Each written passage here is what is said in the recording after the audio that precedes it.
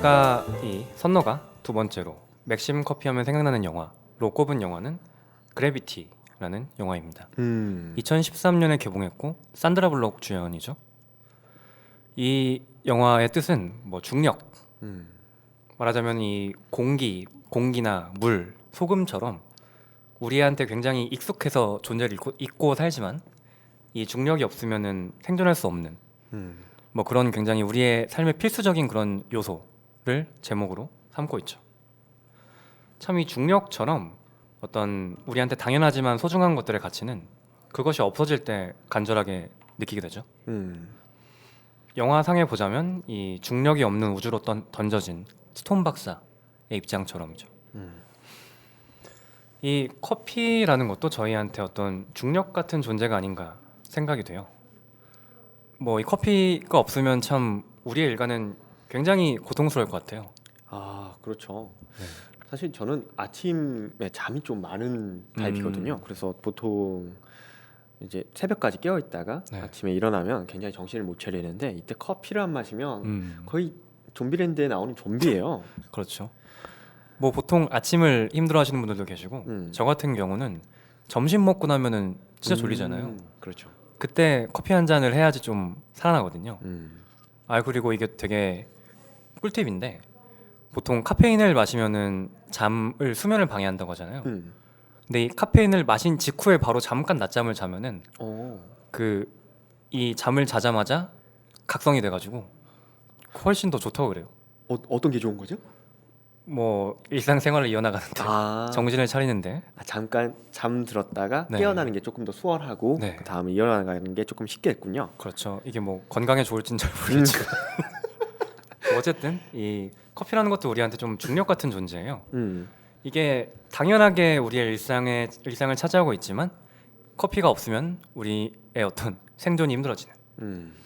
네, 참 말하자면 이 커피는 식곤증이라는 이 무중력 상태를 이겨내고 두 발로 서서 우리가 사무실에서 일할 수 있도록 도와주는 그런 존재가 아닌가 싶습니다. 이 그래비티라는 영화의 스토리텔링은 굉장히 단순하거든요.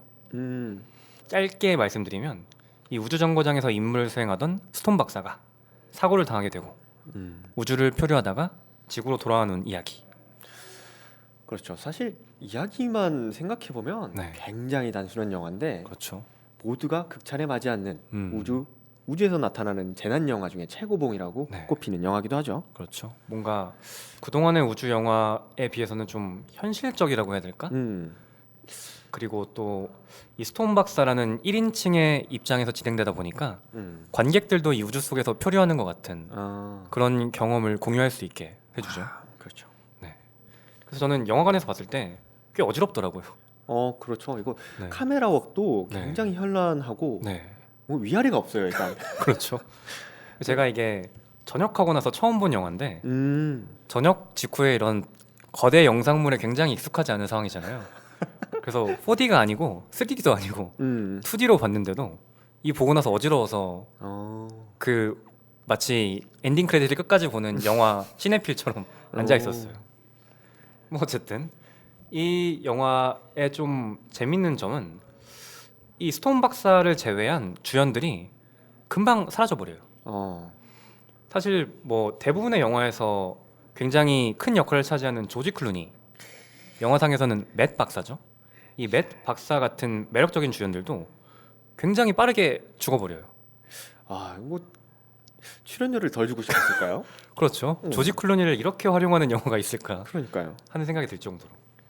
그 이후 영화는 거의 이 산드라 블록, 스톤 박사의 어떤 1인극처럼 진행이 됩니다.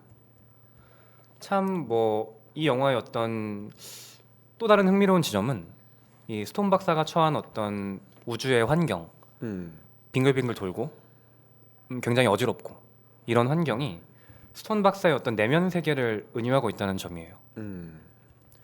이 영화 초반에 보면은 이 조지 클루니, 맷 박사가 스톤 박사한테 계속 말을 걸거든요. 그렇죠.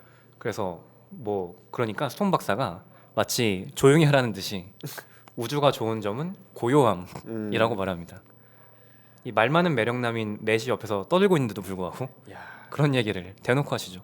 사실 저희도 이 영화를 관람하면서 조지 클루니의 목소리를 듣잖아요. 네. 근데 이 사람이 왜 가장 섹시한 남자로 뽑혔을까라는 의문이 풀려요. 그냥 그렇죠. 목소리만 듣고 있는데도. 네. 그런데도 그렇죠. 불구하고 그 조지 클루니의 목소리조차 거부를 합니다. 음. 이렇게 스톤 박사가 그 비정상적으로 고요함을 좋아하는 이유가 영화상에서 곧 밝혀지는데, 사실 이 스톤 박사는 우주로 오기 전에 지구에서 4살 난 딸을 잃은 상황이라는 것이 밝혀지죠. 말하자면 이 스톤 박사에게 있어서는 중력과도 같은 뭐 세상의 전부를 다 잃은 셈이나 마찬가지겠죠. 뭐 부모에게 자식의 죽음이란 그런 것일 테니까요. 근데 이런 스톤의 어떤 내면 세계를 이 영화상의 우주가 좀 은유적으로 보여주고 있어요. 이거 보면은 이 카메라 워크를 보면은 우주에서 지구의 모습이 보여지는데, 이 화면 속에서는 마치 지구가 우리가 땅에서 보는 하늘처럼 거대한 푸른색으로 천장을 덮고 있고, 우리가 발을 딛고 있는 세계는 우주라는 이 검은색 공간입니다. 스톤 박사는 이 어두컴컴한 우주에 둥둥 떠 있죠. 말하자면 어떤 스톤 박사의 세계라는 것이 이렇게 좀 천지가 뒤집혀 버린 아무것도 남지 않은 뭐 그런 세계라는 것을 영화상에서 영화 초반에 은유하고 있습니다. 그렇죠. 마치 지구에는 자신을 끌어당겨 줄 것이 더 이상 남아있지 않다는 것처럼. 그렇죠. 중력이 없는 음. 이런 스톤 박사가 둥둥 떠 있는 우주의 상황도 되게 묘해요. 이 영화상에서 인공위성이 부서졌나? 그래가지고 그 인공위성의 잔해들이 90분에 한 번씩 그들이 있는 위치를 덮쳐요. 그렇죠. 이게 지구의 중력 때문에 잔해들이 계속 주변을 도니까. 그렇죠. 이런 어떤 아무것도 없는 공허한 세계에 90분에 한 번씩 어떤 이 거대한 잔해가 휘몰아치는 파괴적인 세계죠. 말하자면 이 스톤 박사가 겪고 있는 이 공허 속에서 좀 발작처럼 오는 슬픔처럼요. 이게 참 슬픔이라는 것이 그렇잖아요. 슬픈 일을 겪고 나면은 처음에는 굉장히 괴롭다가 점점 잊혀지는 듯 하지만 어렴풋이 생각이 나면 다시 괴로워지는, 그렇죠. 그런 상황을 이 90분에 한 번씩 자네들이 휘몰아치는 우주라는 공간으로 은유하고 있습니다. 참 이런 어떤 감정에 대한 은유가 우주의 무중력 상황에서 더 심화돼서 드러나는데, 이 스톤 박사가 눈물을 흘리는 장면이 있는데, 그 장면에서 카메라는 스톤 박사가 아니라 눈물에 포커스를 맞춰요. 스톤 박사가 아웃포커싱이 돼서 흐려지고, 중력이 있는 땅이었으면은 눈물은 이렇게 바닥으로 흘러내려서 없어져 버리지만 우주라는 공간에서 눈물은 없어지지 않아요. 계속 영원히 둥둥 떠다니죠. 마치 슬픔이 영원토록 존재할 것처럼. 그렇죠. 네. 이게 원래 이렇게 말하면 안 되는데 네. 거짓말이에요, 이거. 아 그렇군요. 뭐 이과생인 네. 저로서는 참 받아들이기 어려운 장면인데, 네. 무중력이라고 해서 저렇게 눈물이 얼굴에서 떨어져서 날아다니지는 않습니다. 보통 어떻게 해야 되나요? 당연히 얼굴에 붙어 있겠죠. 표면 장력이 있으니까. 근데 저렇게 갑자기 흘러버린다는 건 눈에서 알코올이 나오지 않는 이상 어렵지 않을까라는 생각을 해보는데, 네. 어쨌든 그렇죠. 뭐 이 영화상에서 이 은유하기 위한 장치니까. 네. 뭐 어쨌든 그 딸을 잃어버림으로써 다시 좀 심각한 얘기를 하려니 딸을 잃어버림으로써 이 지상에 발을 딛고 살아갈 이유를 잃어버린 스톤 박사. 근데 이런 중력을 잃어버린 스톤 박사는 어때서 그렇게 살아남으려고 발버둥치는 걸까요? 글쎄요. 여기서 네. 나오는 거는 아마도 자신을 살게 해주는 누군가가 있기 때문이었겠죠. 그렇죠. 이 영화상에서는 뭐 조지 클루니, 음. 이 맷이라는 인물의 덕도 어느 정도 있는 것 같습니다. 이 영화 후반부에 보면은 굉장히 좀 재밌는 장면이랄까? 그런 게 나오는데, 이 스톤이 그 우주선 안에 들어가 있는데 이 우주선 연료가 없어요. 그래서 자신의 죽음을 실감하고 이 산소통을 끕니다. 그래서 이 산소가 점점 사라져 나가고 있는 와중에 갑자기 죽은 줄 알았던 맷이 등장을 해요. 갑작스럽게 나타난 맷은 스톤에게 꼭 살아남아라, 그렇게 말합니다. 자식을 잃는 것보다 힘든 일이 어디 있겠냐. 중요한 것은 너의 선택이다. 그러니까 살아남으라고. 그렇죠. 사실상 여기에서 이제 스톤 박사는 네. 스스로의 목숨을 놓아버리는 상태였지만 네. 환상 속에서 네. 자신을 살게 해준 무언가를 그렇죠. 만나게 되죠. 네. 그리고는 맷은 다시 사라집니다. 음. 맷은 이미 죽었으니까. 이게 뭐 산소가 부족하면은 환각이 보이잖아요. 그렇죠. 약간 그런 상황이 아니었나 음. 싶은데 어쩌면 고통스럽기 때문에 오히려 살아야 한다는 음. 이 맷의 말은 스톤에게 어떤 삶의 이유라는 것을 상기시켜 줍니다. 그렇죠. 고통스럽다고 네. 포기할 수 있는 것이 삶은 아니니까요. 어쩌면 뭐 어떤 불교의 교훈처럼 음. 고통스럽기 때문에 살아야 되는 걸지도 모르겠다는 어. 뭐 그런 생각이 드는데 뭐 말하자면은 이 영화 속에서는 스톤이 좀 삶을 포기하고 싶었던 이유가 결국 딸의 죽음 때문이잖아요. 결국 누군가를 잃은 슬픔 때문이죠. 그렇죠. 그것처럼 그 스톤이 살아야 되는 이유 역시도 또 다른 누군가를 위해서 또 다른 누군가를 기억해주기 위해서가 아닐까 음. 하는 생각이 듭니다. 그렇죠. 살아야 할 이유라고 하는 것은 사실 거창한 것들은 아니죠. 살아야 할 이유를 잃었다고 해서 네. 그렇다고 살아가지 않아야 할 이유가 생기는 건 아니니까요. 네. 뭐 말하자면 스톤을 위해 희생한 맷 박사 같은 음. 인물들을 기억하기 위해서. 네, 영화는 뭐 이러한 지점들을 거치고 난 뒤에 뭔가 탄생의 은유라고 할까요? 음. 재탄생의 은유를 보여줘요. 이게 참 영화의 스토리 자체는 굉장히 단순하지만 이 안에 좀 여러 장치를 많이 심어놓죠. 이 영화 초반에 보면은 스톤 박사가 처음에 이 잔해에 맞아서 날아가잖아요. 이 스톤 박사를 맷이 구해주는데 이때 웬 구명줄 같은 거에 매달려서 스톤 박사 이렇게 딸려오면서 가잖아요. 그렇죠. 이 장면이 마치 어떤 탯줄에 연결된 태아의 모습처럼 보입니다. 어. 맷의 존재가 없으면 아무것도 할 수 없는 무력한 음. 그런 태아의 모습처럼 보이죠. 그리고 영화 후반부쯤 가면은 이 겨우겨우 우주 정거장에 도착한 스톤 박사가 우주선 속에서 이 마치 자공 속의 태아처럼 이렇게 웅크리는 모습을 보여줘요. 음. 이 장면은 사실 어떤 영화상에서 굳이 있을 필요가 없는 장면인데 그렇죠. 네, 넣어준 걸 보면은 이게 어떤 뭐 태아의 은유를 명확히 보여준 장면이죠. 그리고는 지구로 귀환합니다. 이 지구에서도 바다에 빠져가지고 굉장히 물에 젖은 채로 이렇게 기어나오게 되는데 이게 무중력이 익숙한 상태에서 중력이 있는 세계로 가면은 그 근육들의 힘이 풀려서 잘 못 걷는다고 하잖아요. 그렇죠. 그래서 그런지 스톤 박사는 이 바닷속에서 기어서 나옵니다. 음. 마치 양수에서 탄생하는 신생아처럼. 그렇죠. 네, 이렇게 어떤 이 스톤 박사라는 인물이 재탄생하는 그런 은유를 보여줍니다. 말하자면은 이 슬픔을 극복하지는 못하겠지만 이 슬픔을 안고 살아갈 수 있는 새로운 인간으로 태어났다는 이런 은유를 보여주죠. 이런 그래비티라는 영화가 보여주는 영화는 굉장히 좀 타인 의존적인 공간이에요. 혼자서는 살아남을 수가 없죠. 그렇죠. 우주라는 공간에서. 뭐 일단 우주복이 없으면은 생존이 아예 불가능하고 동료들이 없으면은 작은 위험도 굉장히 치명적인 위험이 됩니다. 맷 박사가 없었으면은 스톤 박사가 아마 제일 먼저 희생되었겠죠. 그렇겠죠. 네. 이런 어떤 우주의 타인 의존적인 속성을 가장 잘 보여주는 어떤 장면이 그 자기의 어떤 좌표를 계산하는 장면이거든요. 그 장면을 보면은 우주에서 이 내가 위치한 좌표를 알기 위해서는 다른 무언가의 위치를 알아야 돼요. 그렇죠.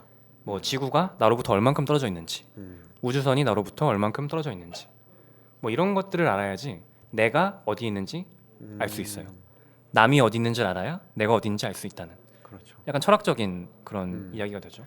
그렇죠. 이 영화 내에서는 실제로 우주에서 아까 말씀드린 것처럼 네. 위아래도 없고 방위를 찾기도 어렵죠. 네, 그래서 지구와 태양을 보며 자신의 위치를 가늠해야 하잖아요. 네, 그래서 그것이 마치 자신이 길을 잃어도 누군가가 존재함으로만으로도 인해 네, 자신의 길을 어느 정도 찾을 수 있는 것이 아닌가라는 생각이 들기도 하네요. 그렇죠. 말하자면은 이 내가 나를 알기 위해서는 타인의 존재가 필수적이라는 어떤 그런 좀 교훈을 주는 게 아닌가 싶어요.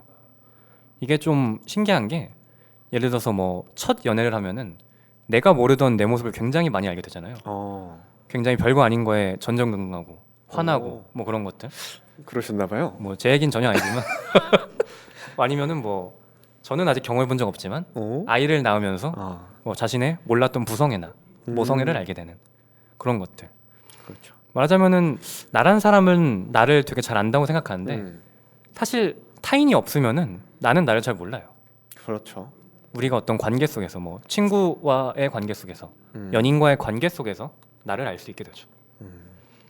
이런 그 교훈을 잘 표현해 주는 게 이 들레즈라는 철학자가 말한 이 타자는 가능한 세계의 표현이라는 말이 있지 않을까 싶어요. 어떤 의미일까요? 이게 뭐 사실 들레즈라는 철학자가 굉장히 어려운 책을 쓰는 분이시고 뭐 사실 그의 이론을 제가 뭐 10분의 1도 이해를 못하지만 어쨌든 뭐 좀 지적 허용을 부리는 측면에서 말을 해봤는데 그런 말이라고 해요. 이게 그 어두운 동굴 속에서 우리는 아무것도 볼 수 없잖아요. 근데 촛불 하나가 켜져 있으면 이 촛불을 통해서 우리는 세상을 볼 수 있게 되죠. 그런 것처럼 타자라는 존재는 이 어두운 우리의 세계에 있는 촛불 같은 존재다. 타자가 있음으로써 우리는 세상을 인식할 수 있고 말하자면 그렇기 때문에 우리의 세상이 가능하다. 뭐 가능한 세계의 표현이다.